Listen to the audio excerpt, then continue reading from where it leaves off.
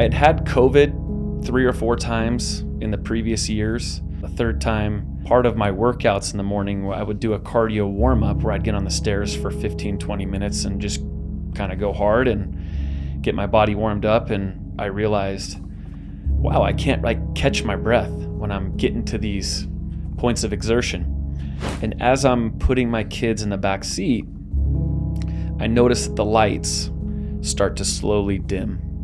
And she was hysterical and crying, and she's like, Jake, you did not see what I just saw.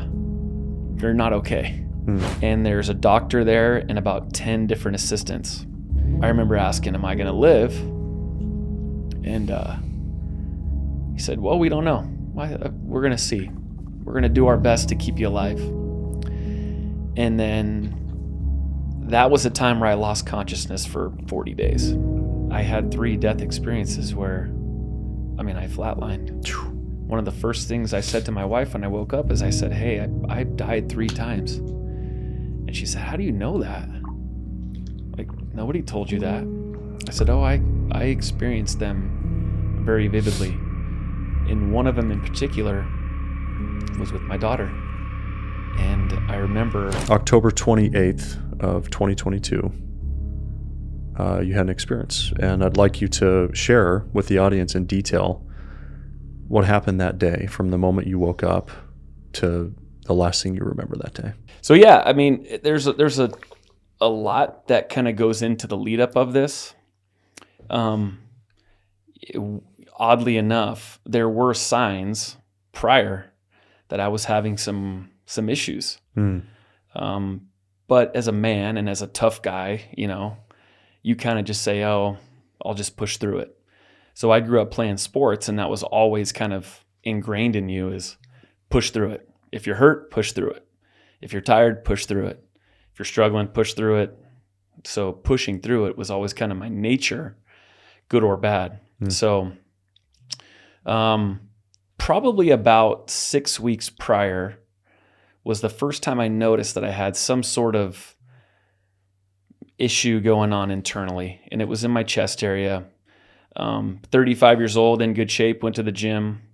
Health and fitness was a top priority in my life, and so never thought I was having any heart issues. Heart attacks and heart issues are for people with bad diets and people who are older who have kind of used and abused their heart over a lifetime. Never ever thought that I was, having a heart issue. I had had COVID 3 or 4 times in the previous years, each differently, kind of the way that it reacted to me. The first time I was violently sick for a day and kind of over it. Second time I lost my taste of scent, or my smell and my taste for 6 months. Didn't have a ton of sickness with it. The third time, I had some breathing issues. So part of my workouts in the morning, I would do a cardio warm-up where I'd get on the stairs for 15, 20 minutes and just kind of go hard and get my body warmed up. And during the time that I had COVID, which I didn't know that I had it at the time, I realized, wow, I can't catch my breath when I'm getting to these points of exertion. And so, late September of 2022, mid-September, I started noticing that I was feeling off, feeling like I couldn't quite catch my breath when I was doing cardio. So I took a week off and didn't think much of it. It went away. My wife and I took a trip to Disneyland with our kids. And oddly enough, long story short, we ran out of gas right before Indio. And my wife is like, well, you got to go to the gas station. So I get out and I start jogging. And immediately I notice for the first time again that I have this tightness in my chest. And she called me and she's like, why are you stopping? You need to get going. You need to get some gas. We're stuck out here in the middle of this desert. And I said, babe, my COVID chest. And that's what I call, that was kind of our joke. My COVID chest is killing me. And so I ended up getting gas, and that was one time that we noticed that was an issue. And then it would go away. It would come back and it would go away, and it would come back slightly and then it would go away again. And a couple weeks later, we had taken a hike, and it was a relatively easy hike. But about every 100 feet, I had to take a break. I just noticed that I wasn't getting the air that I needed. I wasn't getting a full breath, and I wasn't feeling like I'm getting that air that I needed. So this was probably for, first, second week in October. I had noticed there were some weird, hiccups with my health. But again, didn't think much of it. I thought it would go away. I thought it would subside. Hard work and good eating and more exercise would be the cure-all. So time went on, and I thought it was kind of going away again. Mid-October, it wasn't bugging me as bad. And then the week of is when it kind of came back, and that's where I told my wife on the Monday. It happened on a Friday, and on the Monday I said to her, hey, I think I probably should go get this checked out. And she's like, well, go. You should go. If that's how you feel, you should go. You don't really complain about these things. So if you're feeling like that, you should listen to that intuition and go. And October is a very busy month for us with work. And I, again, made the excuse of I don't have the time. If it gets any worse, maybe I'll go in. But my focus was not on my health. It was on providing for my family and being at my kids' events and making sure that I was doing what I normally did. So as the week went on, it slowly was there still. And then the Thursday night before, my wife and I were at Schnepp Farm out in Queen Creek. We live out in Queen Creek, and we go every year to their fall festival. And, you could pick pumpkins and ride the rides, and it's a little carnival that we enjoy going to. And I remember when we had gotten there, I was in a terrible mood. I was not happy to be there. I was frustrated. Didn't want to, take the next 3 hours. Again, when you're busy with work and other things, that's where your mind's at. It's not on your family, unfortunately. So my wife was just like, please try to change your attitude. And I'm like, all right, I'll do what I can. And so we went to Schnepp Farms, and my two kids that I have with the previous wife, it was their mom had texted me and said, hey, the kids have something early at the school. Would you mind dropping them off to me tonight, and I can take them in the morning? Now, normally I would be like, no, I could take care of them. I could do it. But for whatever reason, I dropped them off that night after Schnepp Farm. And the next morning, typically when it's a non-weekend with my kids, I will take my wife's kids to school that morning just to spend time with them and chat with them. And 6 o'clock alarm goes off, and I slept right through it. And my wife was like, that's funny. Maybe he's just struggling from last night. Maybe he's not feeling well. Something's up. So I sleep through the alarm. She ends up waking me up and saying, hey, do you want to take Bentley and Brogan? And I go, you go ahead and take them. So she takes him to school, and she goes to the gym. Well, we had been at the gym together that morning, and I go get on the stairs, and within 30 seconds, Tyler, I noticed that the pain in my chest is the worst it's been. So I get off the stairs, and I go and I sit in the locker room, and there's a chair that I'm sitting there, and I'm just sweating profusely. And I was only working out for less than a minute. And I'm sitting there thinking to myself, like, oh crap, like I can't believe that I've let this get this far. I can't believe that I didn't go look at this prior, and I didn't go talk to a doctor. So I send my wife a text, and I say, hey, I need to go to the emergency room. And at the time, I was still very conscious, very aware of what was going on. And she's like, well, let me know what you need. And I said, okay, I'm going to go try to do some floor exercises. And if it gets worse, then I'll for sure go. Of course, right? That was the stubborn man in me. So I go over and I start doing some tricep extensions, and immediately the pain comes back. Now, normally when I stopped working out and just rested, it would subside a little bit. And this time it just kept getting worse. And I could feel that the pain that was a dull pain started to get sharper. And I texted my wife and I said, hey, we need to go right now. So I kind of ran to the childcare area, checked out my two kids. And as I'm coming out, people can notice like something's up, something's wrong with this. And we had 2 friends along the way that are like, hey, can we take your kids? Can we take you? What can we do to help you? We can tell that there's some distress here, some serious issues. And I, of course, was, no, I just need to get to the car. So I grab my 2 boys, I go to my truck, and my wife's on her way out. And as I'm putting my kids in the back seat, I notice that the lights start to slowly dim. Just like you're an actor on stage, and the play is over, the movie's over, whatever it is, lights are dimming. So I get in the car, and my wife puts it in reverse and gets out. And as we're starting to leave the parking lot, I said, hey, just get me to the hospital. I don't care what hospital, just get me to a hospital. I need somebody to look at me. And I said, by the way, the lights are starting to go out on me, so I'm going to pass out. Please try to remain as calm as you possibly can. And that was the last I remember. And I passed out. And her story obviously is a lot different than mine. At that time, I turned white as a ghost. I was having convulsions, seizure-like, things. And she calls 911 and just lets them know, hey, my husband's dying. I don't know what's going on with him. And they're saying, hey, do you want us to send an ambulance? And she's like, well, I'm on my way to the hospital right now, so I think it would waste time if we tried to coordinate that. I'm going to get there, and I need you to have somebody like ready for him. And they coordinated that. So we ended up going to Banner Gateway off Higley in the 60.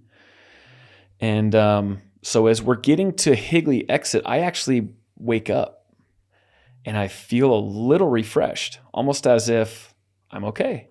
And I remember telling her like, hey, like I think I'm okay. Let's go to the hospital still, but I think I'm okay. And she was hysterical and crying. And she's like, Jake, you did not see what I just saw. You're not okay. So she drives in, and this is a funny part of the story. She's like looking for a parking spot. And I'm like, Shay, pull to the front. Like, I'll get out and I'll go in. And so she does that. And so she pulls up to the front emergency room door. I get out, and I remember walking in and pretty much collapsing on the floor. And right before I collapsed, I just remember saying, I don't know what's wrong with me. My chest hurts. Please help me. And passed out again. And don't remember getting into a room or anything. But again, another 10, 15, 20 minutes go by, and I wake up, and I'm in kind of like what looks like a makeshift hospital room. And there's a doctor there and about 10 different assistants. And I remember being very fuzzy, very hazy, not really understanding what was going on. And I asked the doctor, what's happening to me? And he said, well, you're having a heart attack. The left side of your heart is dying. And I remember asking, am I going to live? And he said, well, we don't know. We're going to see. We're going to do our best to keep you alive. And then that was a time where I lost consciousness for 40 days. And so that happened on the 20th of October. And I didn't wake up again until the 5th of December. And it was quite the different story when I woke up. I had gone into the hospital that day in October at 240 pounds. I woke up and I was 163 pounds. I had lost 80 pounds. I couldn't walk. The whole left side of my body was essentially paralyzed. I had wires and tubes coming out of everything. So yeah, but during that time, while I was out, it was 40 days of unconsciousness. I went through life support. I went through kidney failure, liver failure, lung issues. I went through, they were trying to figure out if I was going to need a left ventricular assist device, which is what I have now. They ended up putting what's called an LVAD in, which basically pumps your heart for you. Or at the time, they weren't sure if I was going to need what's called an artificial heart, which is a total heart replacement with essentially a mechanical heart. So my wife, and to this day, I tell her I would have much rather gone through what I went through than what you went through, because every day she went in, one day it was good news. He looks like he's doing better. The next day it was, hey, he's not doing so well. It looks like you might have to plan a funeral soon. And just the mental struggle that she went through far surpasses any of the physical struggle that I went through. And so, yeah, I mean, there's a lot of, when I look back on it, there's 3 parts to the story. There's the before, there's the during, then there's the after. And that essentially was my before. I don't know too much about the during other than what I experienced, which was a lot of hallucinations and crazy dreams due to the drugs, the ketamine and the fentanyl and the Dilaudid and all sorts of painkillers that they had me on and things like that. But to go kind of back into the time where I was unconscious, I had 3 death experiences where, I flatlined. One of the first things I said to my wife when I woke up is I said, hey, I died 3 times. And she said, how do you know that? Like, nobody told you that. I said, oh, I experienced them very vividly. And one of them in particular was with my daughter. And I remember... Before we continue, have you seen this? This community has just exploded, and I want to create a way to bring us all together, regardless of where you're at in the world or where you may live. That's why I created Day by Day Apparel. When you wear Day by Day Apparel, you're representing the strength found in every story that we share. And if you choose to shop, it's a meaningful way to support the podcast. Click the link in the pinned comment below, and thank you for being here. It's interesting in this story because a lot of people after came to me and said, your will to live is unmatched, and your courage and your desire to fight for your family is, incredible. And they're patting me on the back. And I share this story because, not to say that I'm not, but one of the experiences of dying, I was choosing to die. And in this experience, I was struggling and struggling and struggling. And I couldn't get air. And it was at this time when I talked to Shay that I actually was in real life struggling to breathe. And during this time in my world, I remember thinking to myself, and I was struggling to breathe, almost as if I had some sort of influence or person tell me, it's okay, Jake, you fought enough. Like, it's okay to go. It's okay to let go and die. And I remember thinking to myself, okay, well, let's see how this goes. I'm not going to fight. I'm not going to do anything. I'm just going to let nature take its course in a sense. And I remember dying. And one of the things that we talk about fighting was I could hear my daughter say, Daddy, no. And that was one thing where I was like, I'm telling you, Tyler, I was reaching through any world that I could to pull myself back in. And I did not want to leave her at that point. And it was, you talk about those connections and you talk about the power, you hear these stories sometimes, Tyler, people lifting cars to save their loved ones or things like that. And there's some really incredible experiences that you can have through these trials. And it really shows you, it kind of strips you down and it shows you what's really important to you. And so I know exactly what you're talking about with your wife and those experiences because I was in that same experience as her. And the power that comes with that is something that I don't share often, Tyler, to be honest with you, because even when I share it, sometimes it sounds a little hokey. But given the fact that you've been through it, I know that you can share that sentiment with me, and it's true. I mean, it really is. There's a power to it. So the word no means something very different to you now when your kids say that, I'm sure, right? We're used to them saying no when we're asking them to do something. And in this case, it was a very different meaning. Yeah. Man, I appreciate you sharing that. It's, I get super emotional because not every story is the same at all. But I went through something very similar where I was Shay in this case, and my wife was you, right? Yeah. And it's like, I think a lot of people, they have a hard time empathizing with me and Shay because they're like, well, you weren't the one that went through the thing. And it's like, well,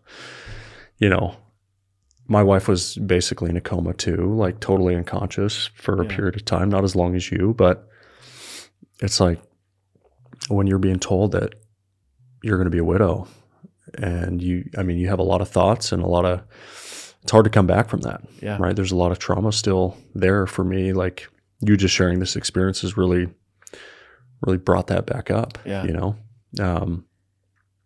think it'd be awesome actually to have Shay on here too, because I think we could tell the full story of what you experienced before, her position on it, where she was, what she saw in sort of the during, right? I'll tell you, Tyler, I apologize for getting emotional, but it means a lot to me because the attention was on me. It was people that would come to visit. How are you, Jake? How are you feeling, Jake? What's next, Jake? And there were really only a select few who asked about how Shay was doing. And so it means a lot to me because you're totally right. The focus was on your wife. Yeah. The focus was on me. And I don't think it was any malicious intent of people not asking how she was doing, but it really meant a lot to me. It means a lot to me this day. When people ask how she's doing, how is she okay? What does she need? And we had a lot of people check in on her. We had a lot of people that reached out to her to ask, and it means the world to me to know that. I mean, essentially, I was dead for a month and a half. Yeah. And people took really good care of my wife. Really, really good care of my wife. And so, after the fact, when I was making the recovery, still to this day, I have a good friend, and he he makes fun of it all the time. He's like, I didn't care about you. I cared about Shay. And, he jokes about it, but there's truth to that. You guys went through a much more emotional and mental challenge. You're in a mode that only you guys can relate to, she was totally there and you were totally cognizant and aware of your feelings and how things are. And I was in La La Land. I was off. Obviously I was struggling and fighting for my life and things like that. But there's two sides to it, and you're exactly right. She probably and you probably have more trauma, leftover trauma than either one of us. Yeah. So, what did this do for your relationship with Shay? Trying to make me cry all day, man. So Shay and I have been married for 8 years.